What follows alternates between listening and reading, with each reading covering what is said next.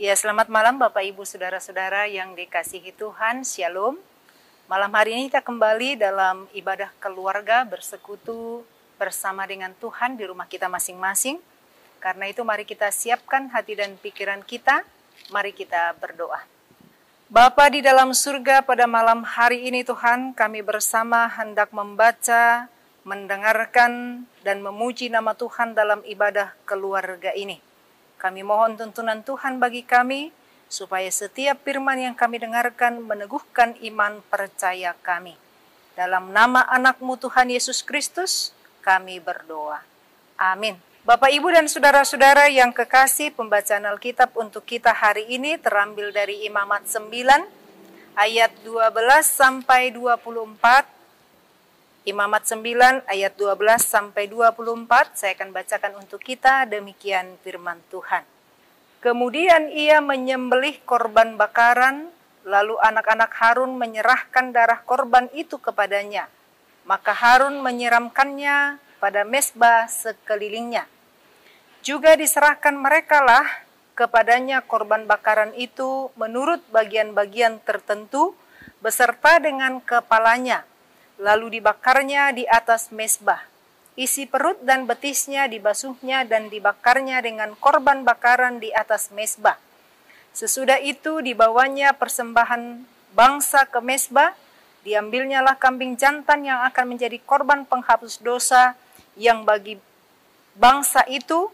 Lalu disembelihnya dan dipersembahkannya sebagai korban penghapus dosa seperti yang pertama. Kemudian dibawanyalah korban bakaran ke mezbah dan diolahnya sesuai dengan peraturan. Selanjutnya dibawanyalah korban sajian dan diambilnya segenggam daripadanya, lalu dibakarnya di atas mezbah di samping korban bakaran pada waktu pagi. Ia menyembelih juga lembu dan domba jantan yang akan menjadi korban keselamatan bagi bangsa itu. Lalu anak-anak Harun menyerahkan darah korban itu kepadanya, maka Harun menyiramkannya pada mezbah sekelilingnya.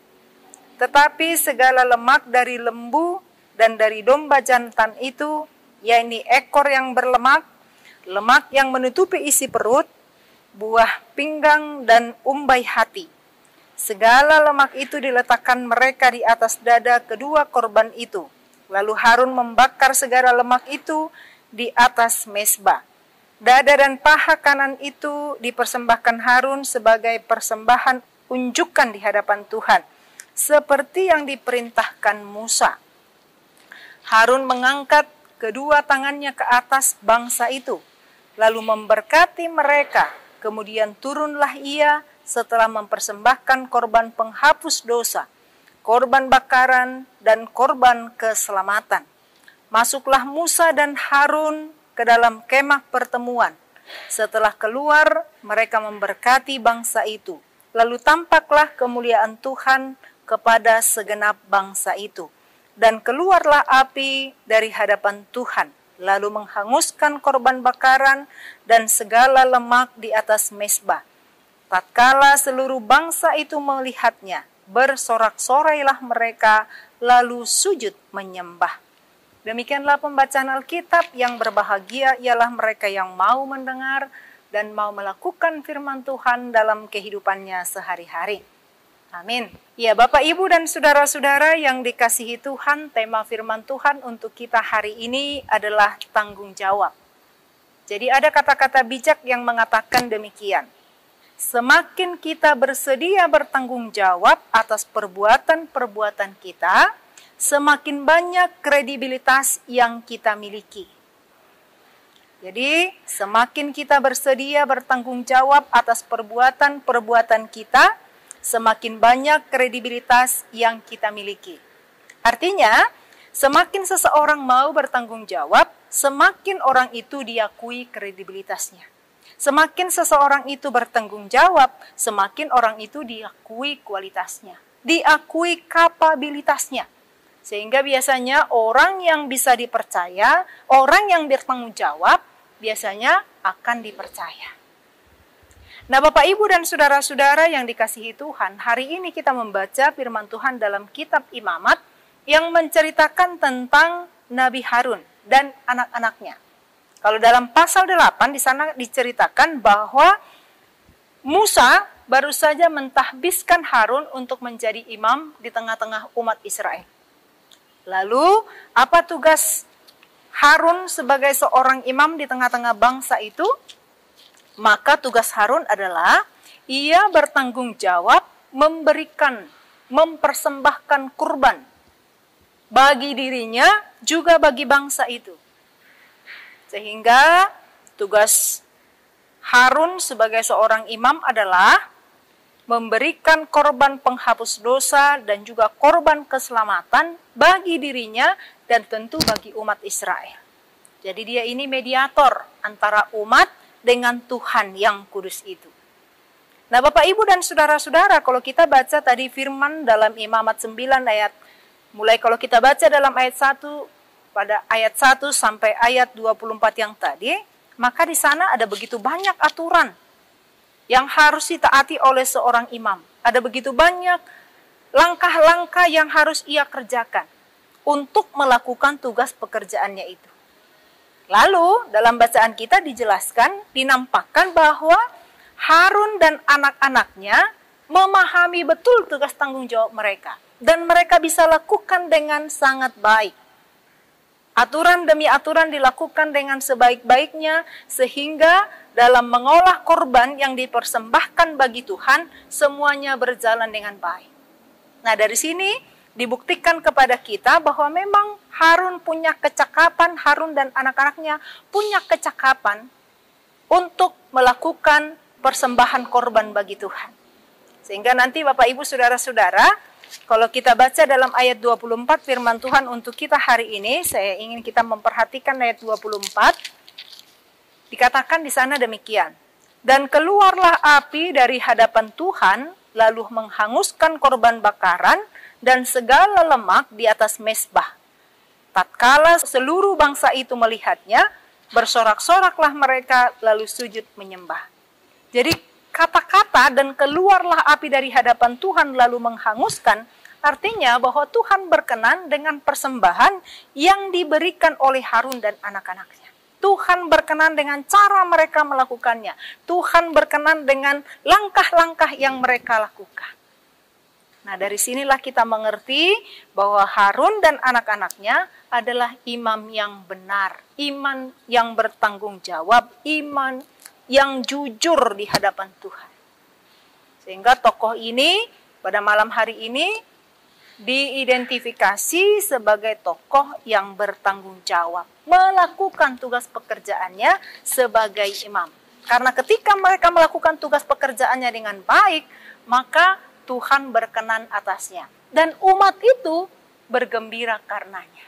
Bersorak-sorak mereka. Karena Harun dan anak-anaknya melakukan tugas tanggung jawabnya dengan baik. Nah, Bapak Ibu dan saudara-saudara yang dikasihi Tuhan, lalu pertanyaannya bagi kita, apa yang hendak diingatkan kepada kita melalui firman Tuhan ini?